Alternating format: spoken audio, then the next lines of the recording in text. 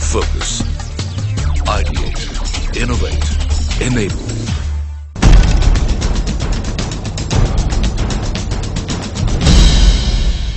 So retention and career progression, to your mind, need to be the priority areas. The finance minister also announced in his budget speech that there is going to be a converged program called Skill India that they are going to be working towards, which would lay emphasis on employability, on self-employment. Dilip, if I could come to you, how do you think this program can be structured by the government to maximize the advantages and to maximize the returns on investment, which of course the government is going to be making? The idea to converge the schemes, to get coherence and to be able to get harmonization and cooperation between the different skilling entities was something which was tried from June of 2012. Right. And we were trying to see how that actually happens. But on the ground, 23 ministries, and each ministry works with different entities, right? So some may be doing a World Bank funded product, someone may be doing a DFID funded program, someone will be doing a Government of India funded program. So how do you actually get all of that together? And I believe that we did not see anything major in the budget because the government only had 45 days. Right. So as things unfold, there will be clarity on that. So what it seeks to achieve could be that, today private sector works with 20 different ministries.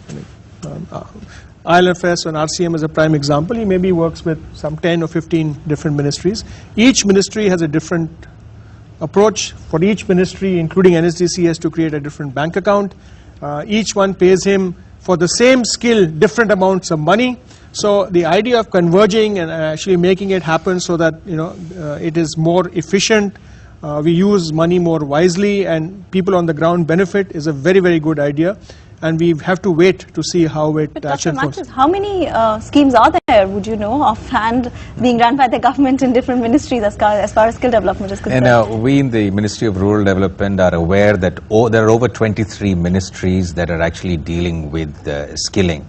So you have two kinds of activities going on. One is catering to the sectoral requirements, and therefore the sectoral ministries are pitching in. The other are cross-sectoral. For example, in Ajivika skills, we are agnostic to the kind of job, provided you can guarantee placement, provided you can, and we reward you. We reward organizations like ILFS who work with us, or Coffee Cafe Day or CAP Foundation, provided they can not only give placement but also show evidence of career progression and retention. Corporate social responsibility is also something that we are seeing a significant participation in by responsible corporates. I think Accenture is also running one such program. What has been your experience and what have been the challenges and competitive advantages that you found? So Malvika, yes, globally we run something called Skills to Succeed. Mm-hmm. It's a part of our corporate furtherment agenda. And we started this way back in 2008 with a target to do something like 250,000. But by 2010 we had completed that. So we've revised that target, and now what we are talking about is 500,000 people being skilled. But coming back to the point of the CSR bill and the 2%, which is becoming a regulation now, I think there's a unique opportunity now in Indian corporates to divert part of that 2% towards skilling. And I think it's imperative that each corporate looks at skilling, because ultimately it's going to help them. And what we also see with international markets is the minute the industry associations, and industry associations are made of companies, and they'll be spending a part of that 2%. So the tighter linkage of the industry association for skills required for their industry will be a huge driver.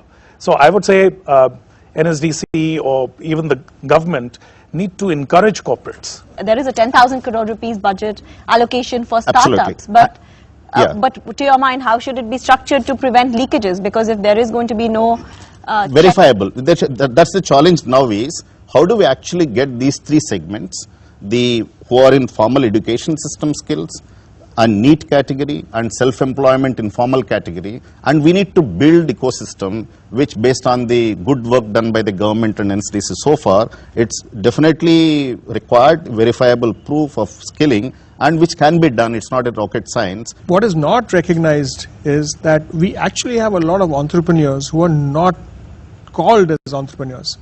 Plumbers, masons, electricians, these people actually entrepreneurs, because they go out and seek business, and then they repair a tap or do a thing in our house and we pay them.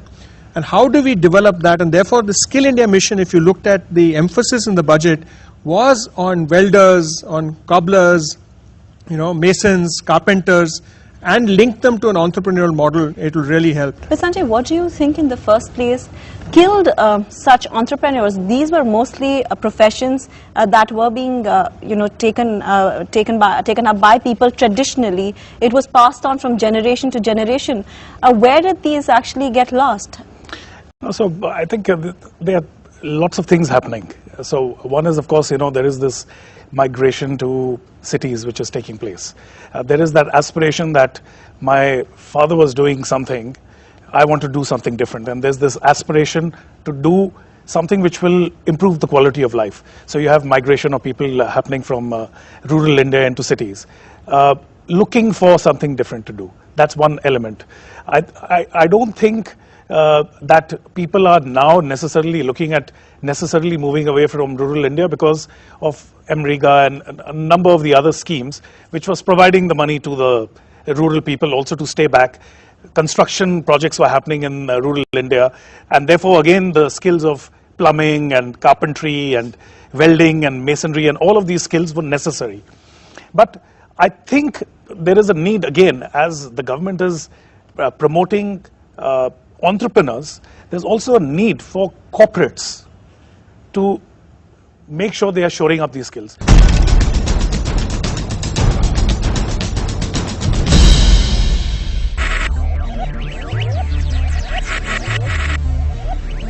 Focus. Ideate. Innovate. Enable.